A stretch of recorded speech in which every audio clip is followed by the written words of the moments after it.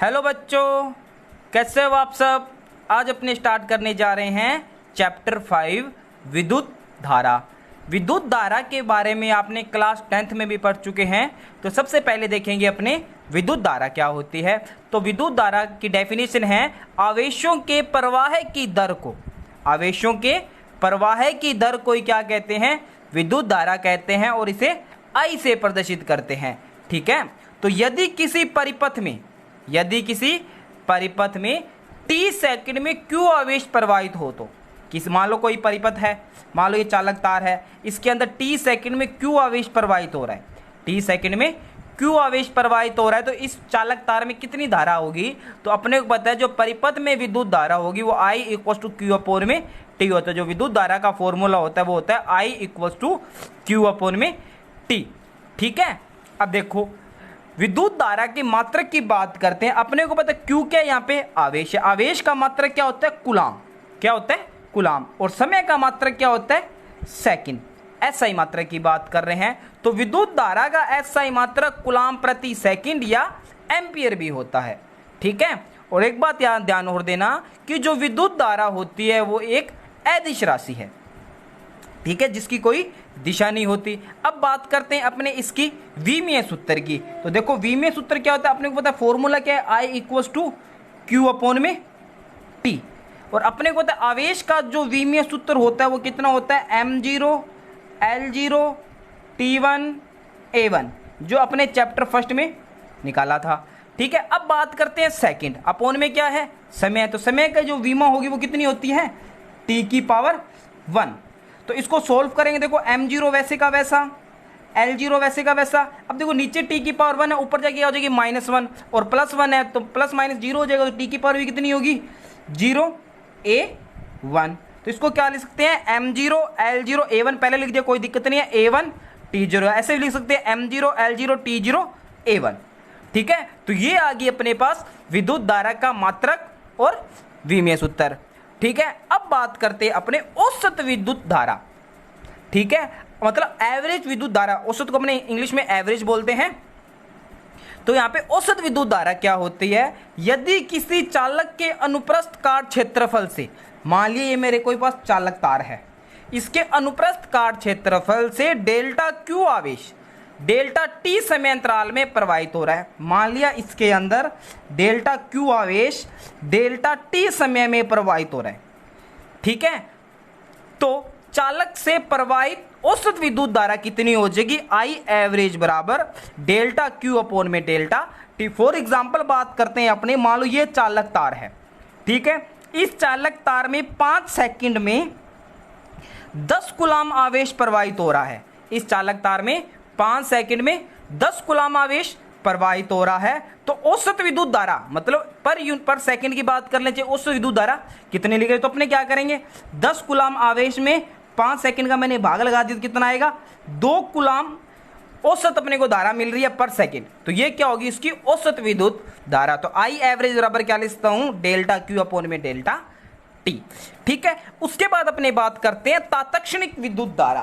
तात्क्षणिक का मतलब होता है किसी पलक झपकते या किसी क्षण, मतलब उसमें अब टाइम की अगर बात करें तो टाइम क्या होना चाहिए, लगभग 0 के बराबर होना चाहिए। अगर टाइम 0 नहीं बोल सकते, लगभग 0 के बराबर बोलते हैं तात्क्षणिक विद्युत, मतलब किसी क्षण जो विद्युत धारा होगी वो अपनी क्या कहलाती है, तात्क्षणिक विद्युत धारा कहलाती है। देखो यदि किसी चालक से प्रवाहित विद्युत धारा परिवर्तित हो रही है, मान लो पहले 1 एम्पियर पर, पहले 1 सेकंड में 1 एम्पियर की धारा प्रवाहित हो रही है, दूसरे 1 सेकंड में मान लो 2 एम्पियर की, ऐसे क्या हो रही है, पर सेकंड विद्युत धारा क्या हो रही है, परिवर्तित हो रही है। तो चालक से किसी क्षण प्रवाहित विद्युत धारा क्या कहलाती है, तात्क्षणिक विद्युत धारा कहलाती है। देखो चालक से किसी क्षण प्रवाहित विद्युत धारा तात्क्षणिक विद्युत धारा कहलाती है। तो I तात्क्षणिक बराबर लिमिट ΔT टेंड्स टू 0, मतलब जो समय है लगभग 0 की ओर क्या है, अग्रसर है, ΔQ/ΔT। अगर मैं यहाँ पे लिमिट हटाऊं, तो इस ΔQ/ΔT को मैं किसके रूप में लिख सकता हूं, अवकलन के रूप में लिख सकता हूं मैं। तो यहाँ अगर मैं यहाँ से लिमिट हटा दूं तो क्या बनेगा, I तात्क्षणिक बराबर dQ/dt। I तात्क्षणिक बराबर dQ/dt। वहां से अगर मैंने लिमिट हटा दूंगा तो मैं उसको किस रूप में लिख सकता हूं, अवकलन के रूप में लिख सकता हूं। अब अपने पास एक क्वेश्चन आता है कि 1 एम्पियर को परिभाषित करो। अपने को पता है तो विद्युत धारा होती है I बराबर Q अपॉन में T। I का जो मात्रक होता है वो क्या होता है, विद्युत धारा का एम्पियर होता है। तो ये क्या कह रहा है कि 1 एम्पियर को परिभाषित करो। तो अपने क्या बोलेंगे, 1 एम्पियर की परिभाषा के लिए अगर किसी चालक तार में, ये क्या मेरे पास चालक तार है, चालक तार है, किसी चालक तार में 1 सेकंड में अगर इस चालक तार में 1 कूलाम आवेश प्रवाहित होता है, 1 सेकंड में 1 कूलाम आवेश प्रवाहित होता है, तो इस चालक तार में जो विद्युत धारा होगी वो कितनी होगी, 1 एम्पियर होगी। जैसे देखो I इक्वल्स टू, आवेश का मान कितना है 1 कूलाम, समय कितना था 1 सेकंड था, तो आंसर कितना आ गया 1 एम्पियर। ये तो डेफिनेशन थी ना, 1 सेकंड में अगर किसी चालक तार में 1 कूलाम आवेश प्रवाहित हो रहा है तो उस चालक तार में जो विद्युत धारा होगी वो कितनी होगी, 1 एम्पियर होगी। जैसे देखो यदि किसी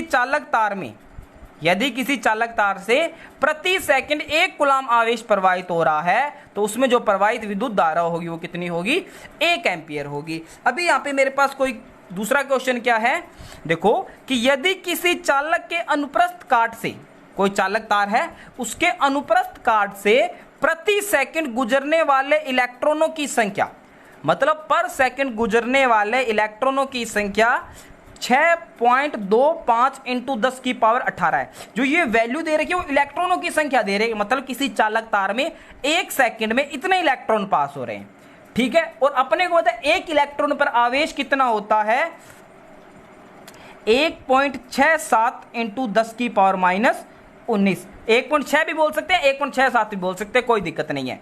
मतलब पर सेकंड इलेक्ट्रॉन की संख्या इतनी है और 1 इलेक्ट्रॉन पर आवेश कितना होता है, 1.67 इंटू 10 की पावर माइनस 19।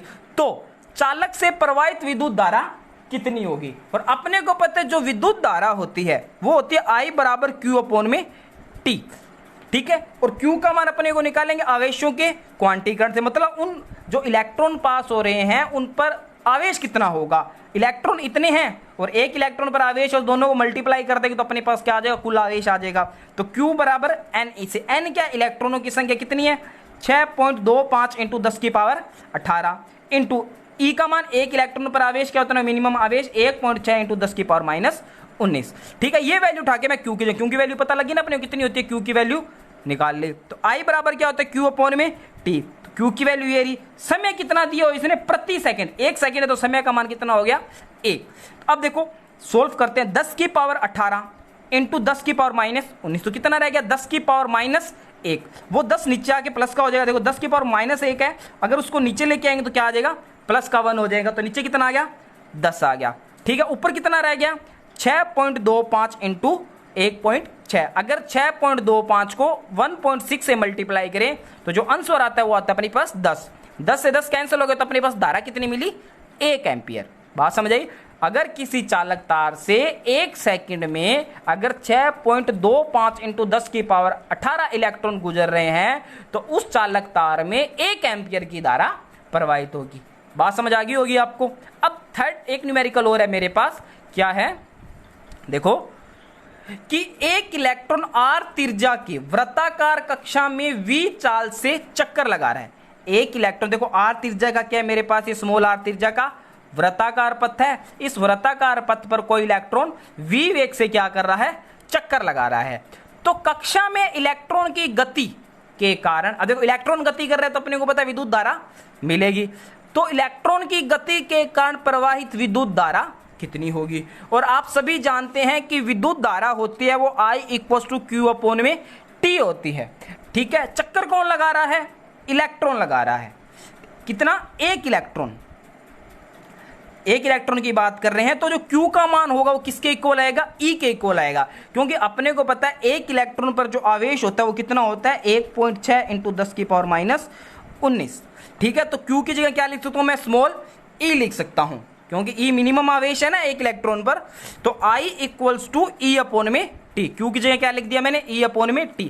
अब बात करते हैं समय की, मतलब एक चक्कर पूरा होने में कितना समय लगेगा।